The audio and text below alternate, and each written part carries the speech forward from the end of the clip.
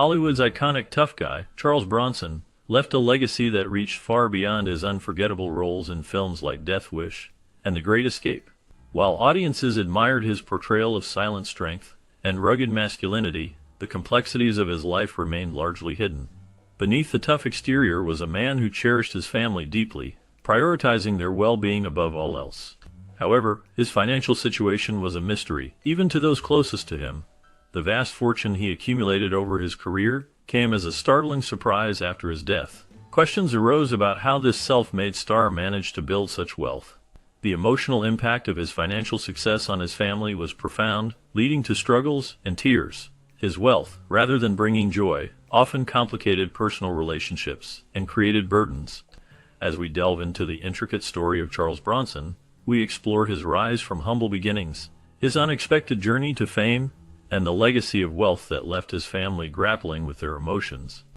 Born Charles Dennis Buczynski on November 3, 1921, in Ehrenfeld, Pennsylvania, Bronson grew up in the unforgiving environment of a coal mining town. He was one of 15 children in a Lithuanian-American family that lived in extreme poverty. Their home lacked basic comforts. There were times when he had to wear his sister's hand-me-down clothing because his family couldn't afford new clothes. The daily grind of survival meant that education took a back seat, and like many boys in his town, he was forced to enter the workforce at an early age. When Bronson was just 10 years old, his father passed away, leaving the family in dire financial straits. With no other option, he followed in his father's footsteps and took up work in the coal mines, earning a meager $1 a ton, a physically grueling and dangerous job that exposed him to hardships beyond his years. The suffocating coal dust, the endless labor, and the ever-present risk of accidents toughened him physically and emotionally, forging the resilience that later became his hallmark. Despite his difficult upbringing, Bronson always harbored a quiet determination to rise above his circumstances. When World War II broke out, he saw an opportunity to escape the mines and enlisted in the U.S. Army Air Forces. As a tail gunner aboard a B-29 Superfortress, he faced deadly aerial combat, braving enemy fire in the skies over the Pacific. His service earned him a Purple Heart, a testament to his courage under fire. The war exposed him to the broader world, planting the first seeds of ambition that would later drive him toward Hollywood. However, upon returning home, he found himself at a crossroads. What future awaited a former coal miner and war veteran with no clear direction? After the war, Bronson drifted through various odd jobs, including working as a painter, dishwasher, and factory worker. But a chance encounter with an acting troupe ignited a new passion in him. Encouraged by his raw intensity and distinctive features, he decided to explore the world of theater and enrolled at the Pasadena Playhouse. Initially drawn to the visual arts, particularly painting, he soon realized that his commanding screen presence and rugged charisma made acting a more viable path. Breaking into Hollywood wasn't easy. Throughout the 1950s, Bronson struggled to find meaningful roles, often relegated to playing minor characters or nameless henchmen. His Eastern European surname, Buczynski, proved to be a barrier in an era when anti-communist sentiments ran high in America. Realizing this, he changed his last name to Bronson, a decision that not only helped him avoid discrimination, but also lent a strong, tough guy ring to his identity. Slowly but surely, he carved out a niche, playing hardened soldiers, criminals, and silent but deadly figures. His piercing stare, chiseled features, and imposing presence made him a natural fit for westerns and crime dramas. Filmmakers took note, and by the early 1960s, his persistence paid off. Bronson's career-defining moment arrived in 1960 when he was cast as Bernardo O'Reilly in The Magnificent Seven. Although the film boasted an ensemble cast featuring big names like Steve McQueen, Yul Brynner, and James Coburn, Bronson's performance managed to leave a lasting impression. As the weary yet honorable gunslinger, his portrayal carried a quiet depth that resonated with audiences. One of the film's most memorable moments involved his character bonding with local village children who admired him despite his insistence that he wasn't a hero. His scenes brought a surprising emotional core to an otherwise action-heavy western, showcasing his ability to communicate deep sentiment with minimal dialogue. Interestingly, Bronson was initially hesitant to accept the role. He worried that he would be overshadowed by his more famous co-stars, and that playing yet another gunfighter would lead to typecasting. However, the film's unexpected success propelled him to international stardom, earning him recognition far beyond the borders of Hollywood. In Europe, particularly in France and Italy, he became a cinematic icon, admired for his rugged authenticity and stoic performances. His success in The Magnificent Seven opened the door to more prominent roles, cementing his place in Hollywood. But this was just the beginning of a career that would see him rise to become one of the highest paid and most recognizable action stars of his generation. By the early 1960s, Charles Bronson had begun making a name for himself in Hollywood, but it was his role in The Great Escape that truly catapulted him into stardom. In this World War II classic, he played Danny Tunnel King Valinsky, a Polish prisoner of war who specializes in digging tunnels to aid in the legendary mass escape from a German POW camp. The film, based on real-life events, demanded an air of realism, and Bronson, with his gritty demeanor and working-class background, was a natural fit. One of the most remarkable aspects of his performance was his ability to portray Valinsky's struggle with claustrophobia, an ironic twist given his real-life fear of confined spaces. Having spent his early years working deep underground in coal mines, Bronson understood the physical and psychological toll of being trapped in tight quarters. In fact, he initially considered turning down the role, fearing that the enclosed tunnel scenes would be too overwhelming for him. However, director John Sturges saw something special in him and convinced him to take on the part.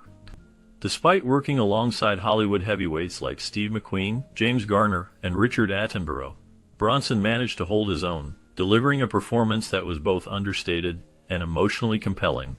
His character's quiet resolve, coupled with moments of vulnerability, made Valinsky one of the film's most memorable figures. The Great Escape became a massive international success, earning critical and commercial acclaim. More importantly, it showcased Bronson's ability to shine in ensemble casts, reinforcing his reputation as a leading man in the making. As Hollywood entered the late 1960s, the Western genre was evolving, with filmmakers introducing darker themes, grittier visuals, and morally ambiguous characters. Italian director Sergio Leone, fresh off his Dollar trilogy with Clint Eastwood, sought to redefine the genre once again with Once Upon a Time in the West. Initially, Leone considered Henry Fonda for the role of the mysterious gunslinger known only as Harmonica.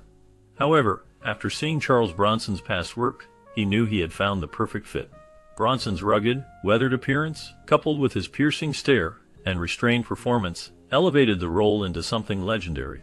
Unlike the traditional Western heroes of the past, Harmonica was enigmatic, a man of few words but one whose presence was felt in every scene. His silent intensity, combined with Ennio Morricone's haunting harmonica score, created an atmosphere of suspense and intrigue that captivated audiences.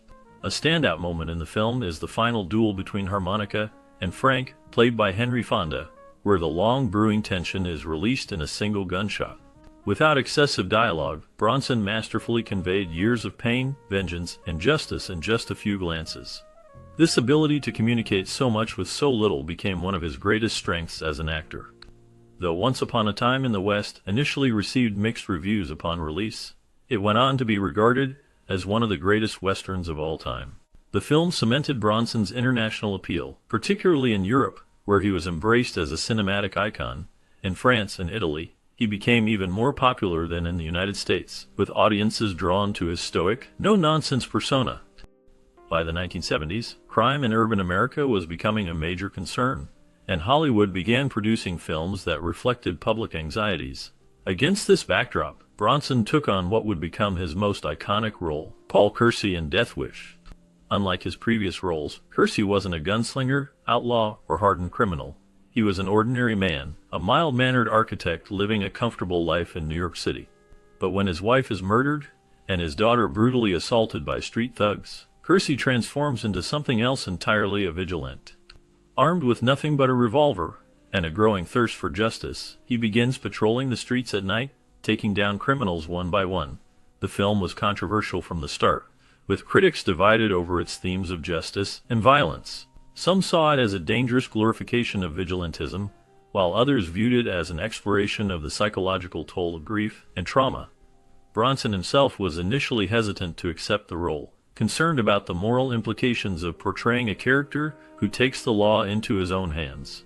However, under the direction of Michael Winner, he managed to strike a balance between righteous fury and quiet sorrow, making Kersey a compelling figure rather than a mindless avenger. Audiences, however, embraced Death Wish, turning it into a massive box office success that grossed over $22 million. The film resonated with the public's growing frustration over rising crime rates and ineffective law enforcement, making Kersey a folk hero of sorts.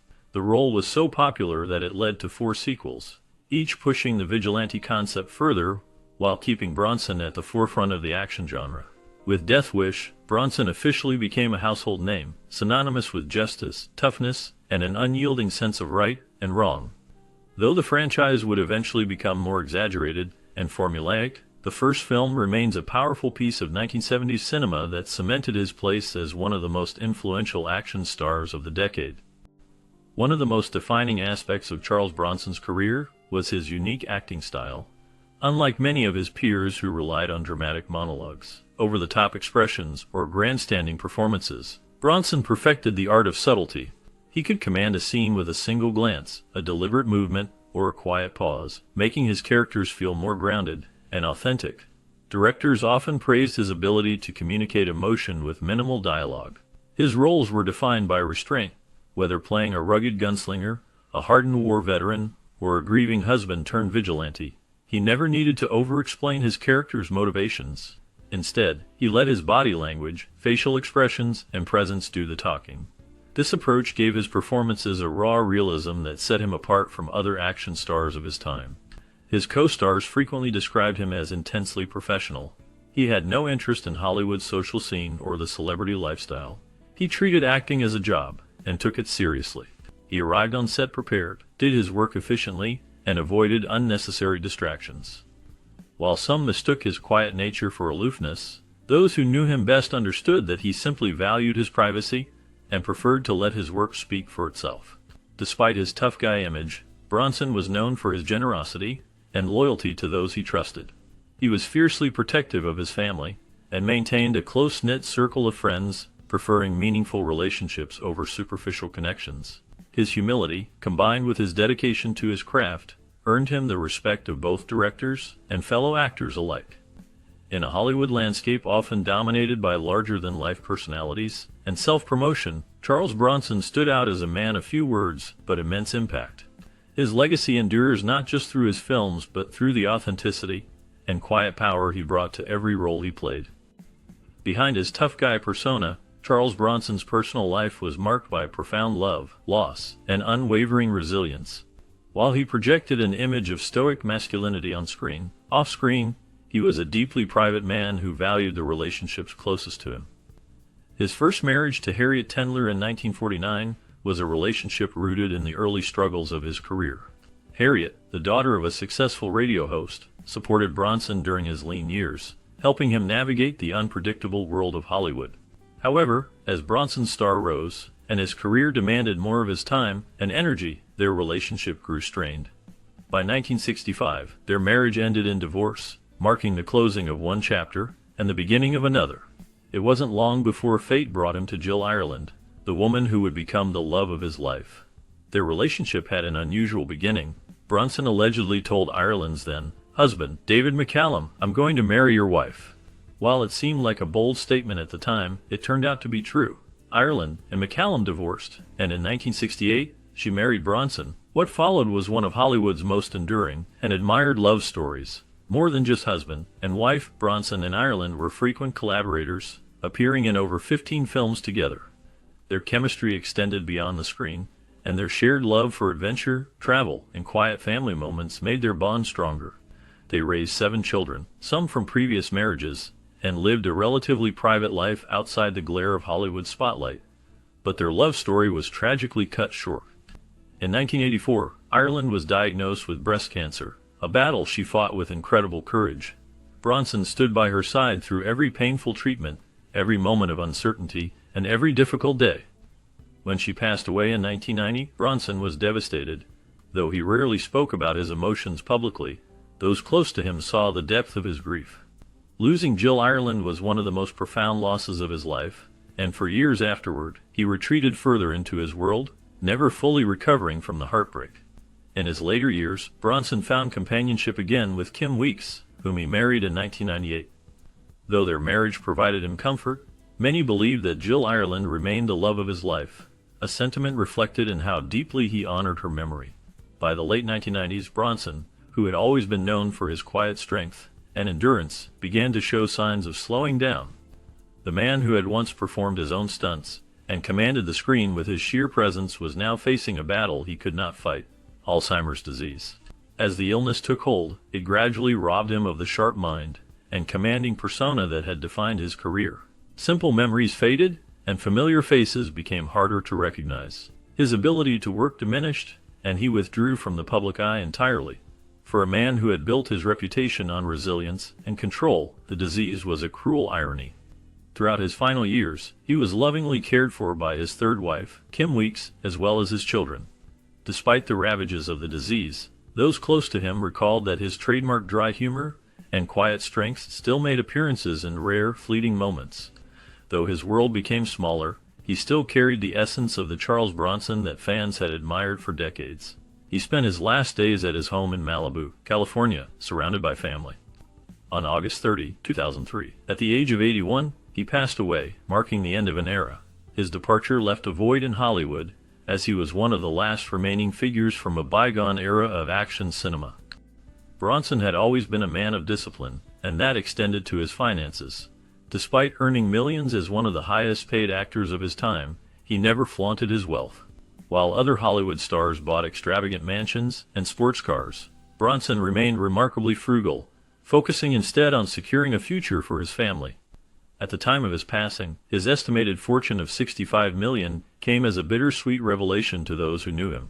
Though it was a testament to his success and decades of hard work, it also underscored the fact that he had never been one to seek recognition for his wealth. To him, money was a means to provide for his loved ones, not a symbol of status. His children and surviving family members saw the fortune not just as an inheritance, but as a representation of Bronson's tireless perseverance.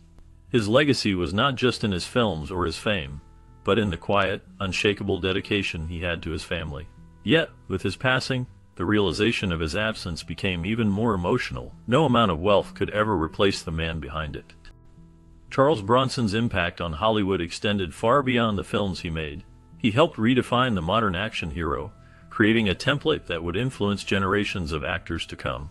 His ability to combine stoic masculinity with emotional depth set him apart from the over-the-top action heroes that followed. While many actors relied on bravado, one-liners, or exaggerated performances, Bronson's power came from his ability to say very little and still convey immense strength. His influence can be seen in stars like Bruce Willis, Arnold Schwarzenegger, and Sylvester Stallone, all of whom have acknowledged the inspiration they drew from his work. Films like Die Hard and Rambo owe much to the groundwork Bronson laid. His quiet yet commanding presence, his rugged individualism, and his ability to make audiences root for the underdog. Beyond action films, his impact reached even further. Directors praised his minimalist approach, noting that few actors could captivate an audience with so little dialogue. His style proved that a great performance wasn't about how many words were spoken, but about how deeply an actor could make the audience feel. Charles Bronson's life was a tapestry woven with threads of struggle, resilience, and unexpected wealth. Growing up in a poor family, he faced many hardships that shaped his character.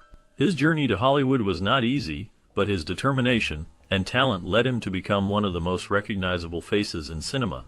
Despite his tough guy image, he was a devoted family man who valued his loved ones above all else. The fortune he amassed during his career was a surprise to many, including his family. After his passing, the revelation of his wealth brought a mix of emotions. While some family members felt a sense of relief, others struggled with the implications of this newfound financial status. The pressure of managing such wealth created tension and conflict among them. The legacy he left behind was not just about money. It was about the complexities of family dynamics and the emotional burdens that wealth can bring. His story serves as a reminder that even the strongest individuals can leave behind challenges that their loved ones must navigate.